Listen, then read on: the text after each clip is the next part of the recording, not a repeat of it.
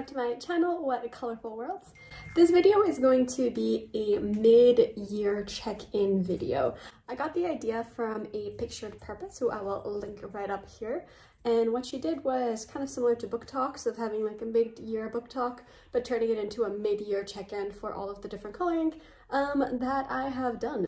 All right, so the questions that she had, which I am copying as well, starting with question number 1.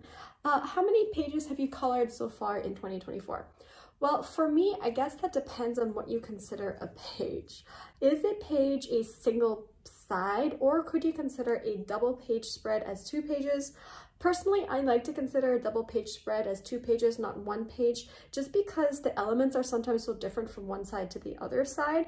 And also because, you know, I feel like giving credit to the amount of work that goes into coloring a double page spread, it's so big. So if I'm counting double page spreads as 2 separate pages as opposed to a single page, my count is up to 36 pages for this year, which I'm very proud of. That is a lot for me to do. It is it's been a whirlwind of a year. Honestly, I've really done a lot more than I think that I have ever done in terms of quantity over the course of the year. Now I'm rambling. All right. Question number 2, how many books have you colored in so far in 2024? So I have so far colored in 8 different books. That is Mythic World by Kirby Rosans, World Within Worlds by Kirby Rosans, Alien Worlds by Kirby Rosans. As you can see, I have a favorite artist. And then we have Spirit Animals by Hannah Carlson, Country Charm by Teresa Goodrich, Rooms of Wonder by Johanna Basford, Little Victories by Johanna Basford, and Rita Berman's Mein Reise durch Afrika. Sorry about the pronunciation, I don't really know how to speak German. Anyways, so yes, so those are the 8 different coloring books that I have colored in, which has, what, 1, 2, 3, 4, 5 different coloring artists. All right, so my favorite completed pages of 2024 would have to first be the crystal page from Alien Worlds by Kirby Rosans. I just really love how this page turned out. I especially really love the alien creature, the really big one with its shining, glistening white body. And I was really proud of being able to make something white also glitter. I would say that that's my number 1 page. After that, I would say number 2 top favorite pages would be the Peacock Spirit Animals page from Hannah Carlson's. For this one, as my first time using watercolor as a background. The colors just go so well together with the purples and the turquoises. And I was also trying to have a darker skin tone, and so it was really nice to be able to do that as well. All right, and now my third favorite might perhaps be the whales from Kirby Rosans' Worlds Within Worlds. This was the first page I completed this year. Actually, I did it on January 1st was when I finished it, so New Year's Day. And I was just so happy with the overall effect. Like, it was just burnished to perfection in my mind. I really loved that background that I had going on with the different like bubbles they kind of have with that. It made me very happy. All right, the least favorite completed coloring pages of this year. I would say it would be the hand, like the jungle hands by Kirby Rosans in the World Within Worlds book. I don't know, like in retrospect when I'm looking at it, it actually looks fine, but while I was doing it, I just didn't really enjoy it. I felt like I was messing up, and then I spent so much of the process trying to fix the different mistakes that I had made. So it wasn't my favorite for sure, but like I said, in retrospect, it is a nice looking page. I didn't feel good when I was coloring it, and I think that kind of colors your perception for what it would be the least favorite. All right, what is my most colored in book of 2024? That would be Worlds Within Worlds by Kirby Rosans. I'm also wanting to finish this book, so that's one of the reasons it's the most colored in. I enjoy the book. That's actually probably the first reason why it's my favorite for being colored in.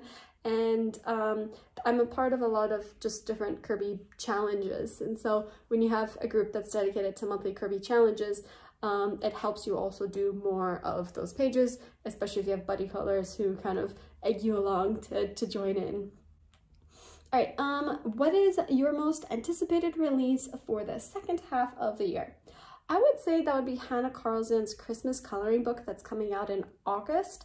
I have Johanna Basford's Christmas coloring book, and I would like to have a different artist to have a bit more options for seasonal decor. I think that would be really, really beautiful to have Hannah Carlson's artwork and have it just be Christmas themed. I'm really looking forward to that book. All right, have you tried any new coloring techniques this year? I've tried a lot of new coloring techniques this year. It's been a year of experimentation. For the first time, I've been using soft pastels, and I've also been experimenting with portraits. I've done my first ever portraits, and that is with Hannah Carlson's Spirit Animals, and I did 3 of them. Funnily enough, all 3 were bird pages. I think I just like birds. I also experimented with doing crystals, using watercolor in a page. Last material of mixed media, gouache. A lot of different coloring techniques, a lot of multimedia use this year. I've been trying to expand beyond just using Prismacolor, and I think that's also why I'm coloring much faster too, as in I have more pages done, because mixed media really does speed up the process for sure. Sorry, it's my cat, she's bored. All right, is there any coloring book that you regret purchasing this year? Regret's a strong word. I would say that Rita Berman's Africa would be the book that I enjoyed way less than I expected. I was expecting to just fall in love with the book because the flip throughs were absolutely gorgeous. And don't get me wrong, it's gorgeous. I'm just a bit intimidated by it, I guess. With Kirby Rosan's, I know exactly where to put the shadows, and they're full page spreads, so you don't really have to worry about filling in a background because he has in all of his line work going from edge to edge for most of the work, if not all of the work. And what that does is it just kind of allows you to create full page spreads without too much worry about where the light source should come from or where the shadows go. And the line work also helps add in the shadows because they're literally strokes on a page. And so when you have a different coloring book artists who don't do that, who have different styles, you have to learn their style. So I think part of it's my fault for not really dedicating enough time to it. Sorry, I'll be right there, I promise. Yeah, okay. One of her favorite toys is my winter hat. I think she thinks it's a rabbit. All right. No, that's not my bed. That's my guest bedroom bed, which is very messy because, I mean, there's a cat on it all the time. So I guess it's the cat bed. The cat gets an entire human-sized bed for herself. She's spoiled. All right. Yeah, so I would just need to, forgot what I was saying. Yeah, I need to color in Rita Berman's Africa a bit more, experiment with her style more. I think I'm also intimidated because when you see a lot of her coloring, it is a very, very particular style where she just layers so many different colors on top of each other with the same elements. And I want to do that, and I have a hard time imagining the page without doing that because I've seen so much of it done that way. So I just need to get over that art block, I think. But that's the closest that I have to a regretful purchase with coloring books this year. All right, next question. What coloring books do you want to finish by the end of the year?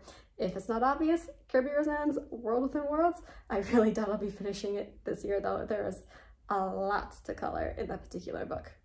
What uncolored books do you want to color in by the end of the year? For me, that would be Romantic Country. I just bought those books and I'm so excited to color in them. I've seen a lot of beautiful things online with them. I hope I don't get the same art block that I have with Rita Berman's book since, well, I bought all 3, so I better not get an art block. But part of it, yeah, I'm looking forward to coloring in that book. I would also say Tales from Atlantis by Hannah Carlson. Another art block book because I bought it and I was planning on doing like a video series from page 1 and just go chronologically through it with like my narrated color alongs for YouTube, but then I saw the first page, I didn't know what to do, and then got stuck. So I need to not go chronologically. I need to just pick a page I want to color and just color it, maybe even take the pressure off by not recording it and just get it done. That's my advice to myself for this year, to get those 2 books colored in. Okay, what coloring book is at the top of your wish list? Well, Romantic Country, I just bought it, so I guess it's no longer at the top of my wish list since I Otherwise, I would say maybe another one of Kirby's books, like the Mythomorphia one, or the upcoming Dark Fairy Tales. Even like Hannah Carlson's Christmas book. Those are the ones at the top of my wish list. All right. What coloring supplies are at the top of your wish list? Ooh, that changes by the day. What a hard question. Like everything. We always want everything. We love coloring. We love all the supplies. They're expensive, so we can't have them all, but they're always at the top of our wish list. All right, what do I have?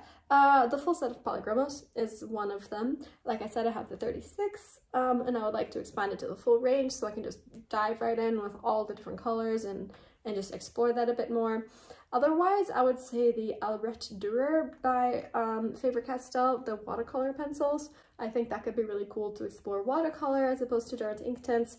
Or I would say the full set of Neocolor 2s, again, to go into mixed media and have other coloring pencil options.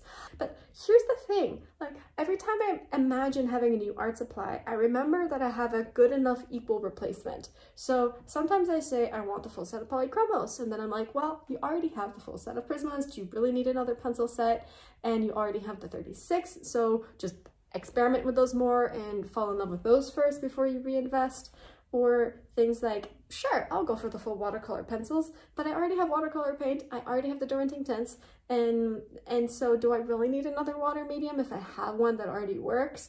Other times I'm like, ooh, I would love to have the pan pastels because they're like fancy, but I already have pastels, they're just not in a pan.